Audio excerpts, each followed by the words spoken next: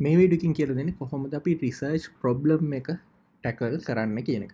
ඔයාලා දන්නවා research problem එක කියන්නේ ඉතාමත් වැදගත් මාතෘකාවක් තීසිස් එකේ. මේකදී අපි කියනවා අපි මොකද්ද, ඒ කියන්නේ සොසයිටි එකේ හරි කොහේ හරි තියෙන මොනවා හරි ප්‍රශ්නයකට විසඳුමක් අපි රිසර්ච් එකකින් දෙන්නේ. අන්න ඒක මොකද්ද කියන එක තමයි රිසර්ච් ප්‍රොබ්ලම් එකෙන් කියන්නේ.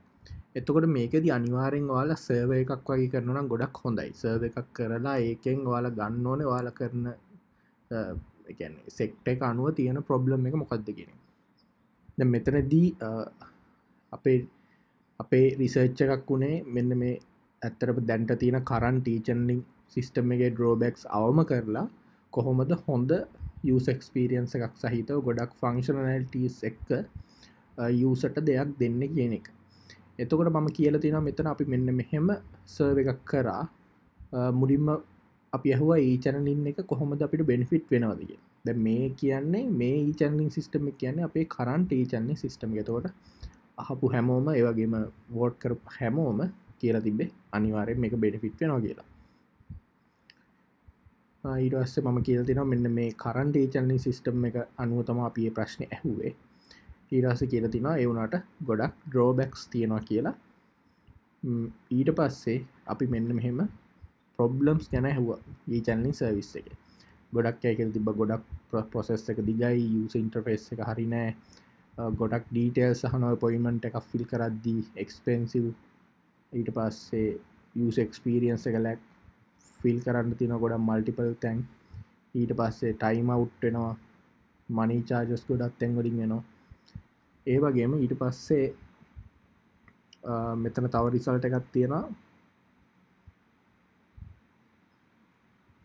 ඊටවස පුළන් මේ ප්‍රස්ථාරෙන් එකන් මේ ෆෝම් ෆිල් කල Google ෆෝර්මයක් වරට ලේසිම් දාන්න ඒ ෆෝම් එකෙන් ගත්ත ප්‍රස්පොන්සස් අනුව වල් ලියන්න ඕන කොච්චර 100ට ගානක් මෙම කැමති 100ට ගාන මේ වගේවට කැමති ඊට පස් වලට පුළුවන් තව ස්ටටිස්ටික්ස් මේකට එකතු කරන්න.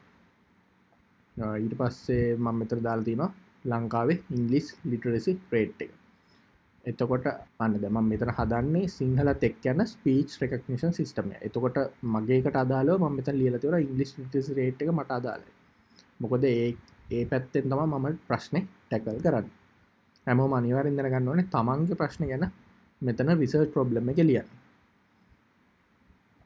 ඊටස් මම මෙතනත් දාලා තිනවා එකන්නේ මගේ පැත්තට අදාල එකක් එකන්නේ සෙන්සස් ස්ටටිස්ටික් රිපෝට් එකන මෙන්න මේ වගේ වාල ඉන්කලූඩ් කරහම ගොඩක් වටිනෝ රිපෝට් එක කියන් ම කියල් දෙෙන ලංකාවේ මෙහම සෙන්සස් රිපෝට් එක අනුව කම්පියුටල් ලිටසික අඩු පීපල් කොච්චර ඉන්නවාද වයිස හැටට වැඩි එත්තකොට කියන් පුළුවන් මෙන්න මේ වගේ කට්ටියන සාමාන්‍ය නීචන්නේ අප ගොඩක් යස් කරන්න එත්තකොට මෙහෙම දැම් ෆෝම් ෆිල් කරන්න යාලට ටස්ක්‍රීන් තියද්දි අව් එත්තකොට දැන් මෙතන මගේ වොයිස් රෙකග්නිෂන් එකෙන් පුළුවන් එයාට මුකුත් ටච් ස්ක්‍රීන් එකෙන් මේ ටයිප් කරන්න නැතුව කෙලින්ම ස්පීච් එකෙන්ම එකන් කතා කරලම වැඩේ කරගන්න. එතකොට මෙතන domain specific speech recognition system එක දැන් මගේ මැෂින් ලර්නින් මොඩල් එක මම මෙතන හයිලයිට් කරලා තියෙනවා. ඊට පස්සේ ඔයාලට පුළුවන් ඔයාලගේ මොන හරි ඔයාලා කරන එකන වාලා රිසර්ච් ප්‍රොබ්ලම් එකක් විදිහටද යූස් කරන කරන්ට් ප්‍රොබ්ලම් එක එහෙම නැත්නම් කරන්ට් සිස්ටම් එක ගැන මොන හරි රිවිව්ස් තියෙනවා. දැන් ඔයාලා බැලුවා ශ්‍රී ලංකාවේ ඒ channel කියලා ගැහුවාම Google reviews බලන්න පුළුවන් සෑහෙන. ඊට පස්සේ ඔයාලා පුළුවන් අන්න ඒ රිවිව්ස් අනුව ගිහිල්ලා ඒ රිවිව්ස් ක්‍රිටිකලි ඇනලයිස් කරන්න. දැන් මම මෙතන කරලා තියෙනවා මම කියලා දුන්නා දැන් අපේ තියෙනනේ ડોක්ටර් ස්පෙෂලායිසේෂන් සිස්ටම් එකක්. ඒතකොට මැෂින් ලර්නින් මොඩල් එක ගැනත් මම කියලා තියෙනවා මෙන්න මෙහෙම දැන් ඩොක්ටර් ස්පෙෂලයිසේෂනුත් මම රෙකෝඩ් කරනවනේ වෙනම ඒ කියන්නේ වොයිසස් අන්න. ඒතකොට ඒ පැත්තත් අල්ලලා මම මෙහෙම කියලා තියෙනවා. ඒතකොට ඒ ස්පෙෂලයිසේෂන් එක වෙන්නේ වෙනම මොඩල් එකකින්. නමුත් වොයිස් එක ට්‍රාන්ස්ලේට් වෙන්නේ එකම එක මොඩල් එකකින්. ඒතකොට මේ තියෙන්නේ Google reviews ටික. මෙන්න මෙහෙම ඔයාලට පුළුවන් Google reviews ටික දාන්න. එතකොට ඒ වගේනොත් ඔයාලගේ පැත්තට හෙල්ප් වෙන විදිහට ඔයාලට පුළුවන් ඔයාලගේ පොයින්ට් එක ප්‍රූෆ් කරන්න.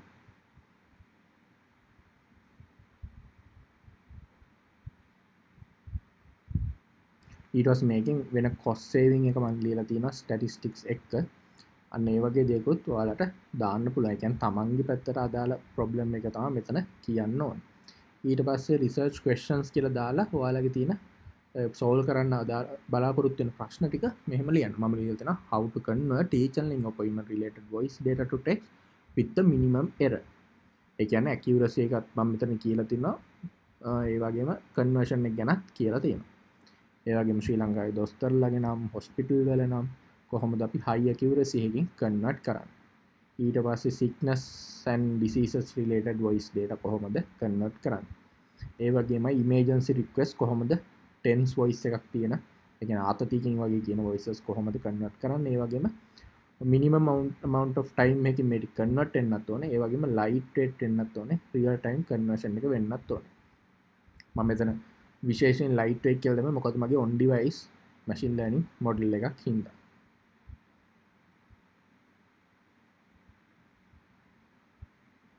ඊට පස්සේ මේ එකින් එක ඔයාලට විස්තර කරන්න පුළුවන්. දැන් මම මේ විස්තර ටික පෙන්නන යන මේ තින්නේ ඇත්තටම මගේ ප්‍රශ්නෙට අදාළව මම විස්තර කරපු ටික. එතකොට තමන්ගේ පැත්තට අදාළව කරුණු ටික මේ විදිහට දෙන්න පුළුවන්. ඒ කියන්නේ ඇයි voice recognition system එක පිටරට මිනිස්සුන්ගේ නම් විතරක් අඳුරගන්නේ, ඇයි සිංහල නම් අඳුරගන්නේ නැත්තේ. අන්න ඒ වගේ. ඒ වගේම diseases කියද්දි. ඒ වගේම අපිට පුළුවන් මේ වගේ tense voices වලින් මොන හරි emergency medical services තිබ්බහම ගොඩක් generic voice based recognition systems හරියට වැඩ කරන්නේ නැහැ. මොකද ඒ වගේ ඇත්තටම ඒ වගේ domain එකකට මේවා train කරලා නැති නිසා.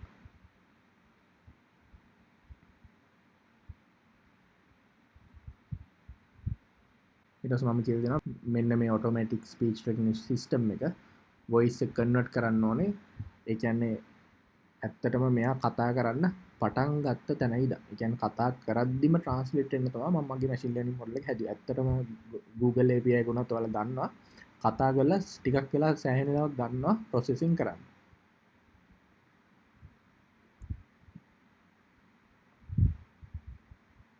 ඊට පස්සේ මේ app එක optimize වෙන්න ඕනේ small in size වගේ වෙලා. අන්න ඒකත් මෙහෙම mention කරන්න පුළුවන්. එහෙනම් ඊළඟ වීඩියෝ එකෙන් ආයෙත් හම්බ වෙමු.